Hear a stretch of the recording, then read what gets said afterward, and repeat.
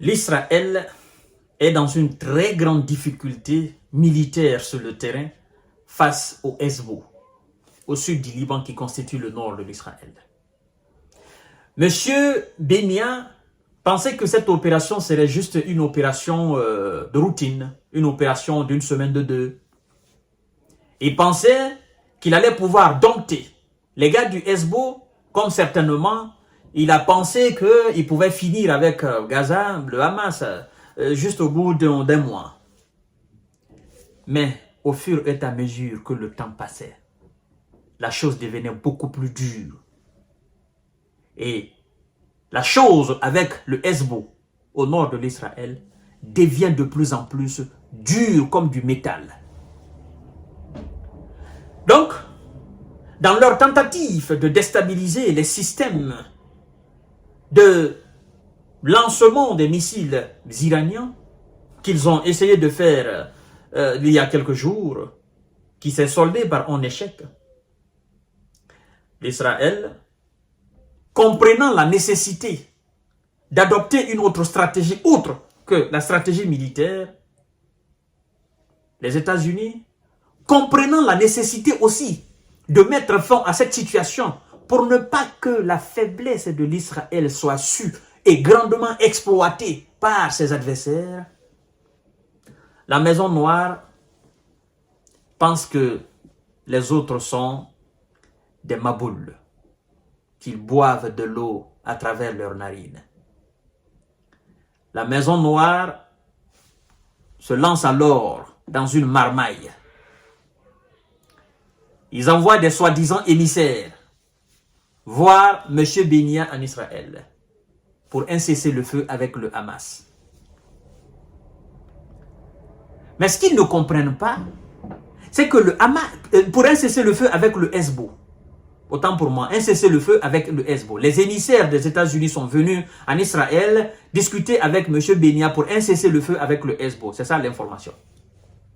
Mais ce qu'ils ne comprennent pas, c'est que le Hezbollah a compris la défaillance du système militaire terrestre de M. Bennia et le Hezbollah est en train de l'exploiter à sa guise. Ils ont voulu mettre M. Bennia et son armée dans une position de force au moment de faire une négociation. Et le Hezbollah dit, il n'y a pas de négociation si cette même négociation n'est pas encore faite pour Gaza. Et il n'y aura pas de négociation temporaire. Si vous voulez une négociation, que ça soit une négociation définitive, trêve définitive. Mettre fin à toute cette barbarie. Il n'y aura pas de trêve pour le Hezbollah s'il n'y a pas de trêve définitive pour Gaza. Nous ne déposerons pas les armes en tant que vous continuez les opérations à Gaza. Nous sommes liés. Et donc, M. Bennia dit ceci aux émissaires, parce qu'il a compris la réalité du terrain. Il dit, je cite, « La trêve avec le Hezbollah doit garantir la sécurité d'Israël, estime M. Benjamin. Doit garantir, la trêve doit garantir. » Et donc, vous saviez que la trêve avec le Hezbollah est synonyme de garantir pour l'Israël. Mais vous avez quand même pris le courage d'engager des opérations terrestres et aériennes avec le même Hezbollah. Est-ce que vous pensiez à la garantie de sécurité de l'Israël en ce moment? Non, vous avez fait exprès. Parce que vous pensiez que le Hezbollah n'avait pas les moyens de vous atteindre, non seulement au niveau du nord, mais aussi au niveau du centre et sur toute l'étendue du territoire de l'Israël. Vous pensiez à cela. Mais aujourd'hui, vous vous êtes rendu compte que le Hezbollah a plus de moyens et peut continuer des années encore et à vous tenir tête. Alors il dit ceci, mesdames et messieurs et mesdemoiselles. Le premier ministre Israël, Benjamin Netanyahu, affirme aux émissaires américains en visite à Jérusalem pour discuter d'un cessez-le-feu avec le Hezbollah qu'une trêve devait en priorité garantir la sécurité de l'Israël. Il continue, il dit ceci. Le principal enjeu ait la capacité et la détermination d'Israël à faire respecter l'accord et à empêcher toute menace de sa sécurité venant du Liban, pour permettre le retour des populations déplacées dans le nord du pays, déclare M. Benia aux émissaires américains Amos Hochstein et Brett McGirt, selon un communiqué de son bureau. Donc, le grand souci aujourd'hui, d'abord fin de citation, le grand souci aujourd'hui de M. Benia, c'est quoi? C'est le retour de ses concitoyens du Nord au même Nord. Le même Nord que le Hezbollah a demandé d'être évacué. Donc, c'est la faiblesse de M. Benia d'aujourd'hui. Et cette faiblesse est sue par les éléments du Hezbollah qui ont la capacité de toujours continuer à mettre la pression sur ce même Nord.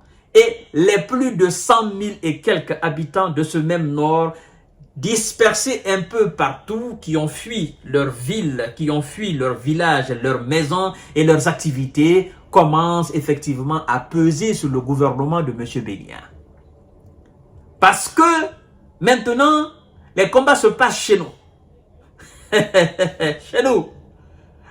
Et là, si ça continue comme ça, c'est pas bon pour nous. Parce que c'est une faiblesse pour nous. Le fait d'évacuer une bonne partie de notre population de l'une de nos régions pour les envoyer d'une autre région. Et ça fait combien de temps? Depuis le mois de septembre, le 23 septembre, si je ne me trompe pas. Jusqu'à aujourd'hui, ça fait un mois et quelques.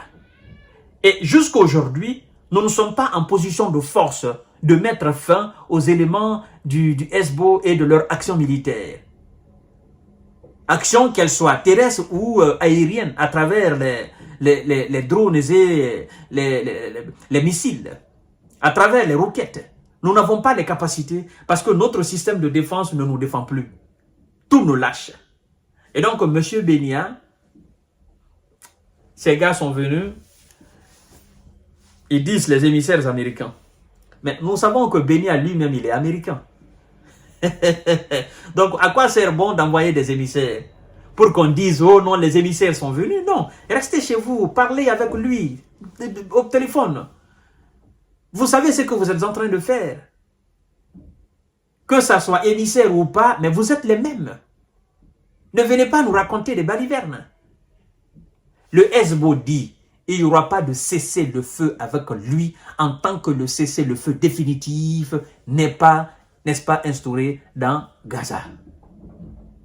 Et pour avoir un cessez-le-feu à Gaza, il faut que M. Benia accepte de libérer les territoires occupés.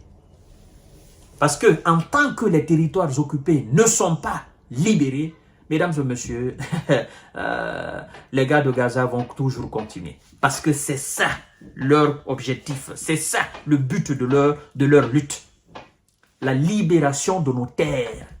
La libération de nos terres. Nous ne pouvons pas accepter cela, c'est de l'humiliation. Nous ne voulons pas de colons sur nos terres. Il faut qu'ils partent, il faut qu'ils libèrent nos terres. C'est la terre de nos ancêtres, il faut qu'ils libèrent. Il faut qu'ils reviennent à leurs frontières, que nous aussi, nous récupérons nos villes, nos villages, nos localités. Sans quoi, s'ils veulent qu'ils continuent jusqu'à 100 ans, nous continuerons jusqu'à 100 ans. Alors qu'ils prient leur Dieu, qu'il leur donne la force éternellement.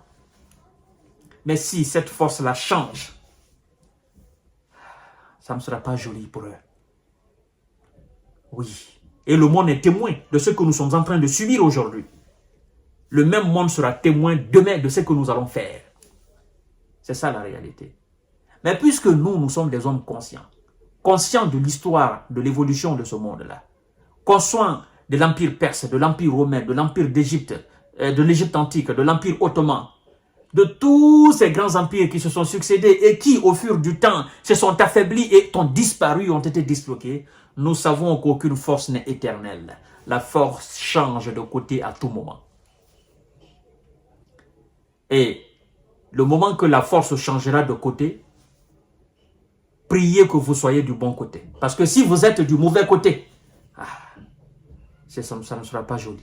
Donc, M. Benia doit préparer l'avenir l'avenir de son pays, l'avenir de ses descendants. Les gens n'oublient pas.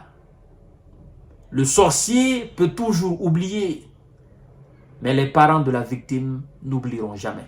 Ils peuvent pardonner, mais ils n'oublieront jamais. Et moins d'erreurs, ça revient directement dans la tête. Je vous donne rendez-vous tout à l'heure pour notre série d'informations et décortiquage. Partagez la vidéo dans tous les groupes possibles.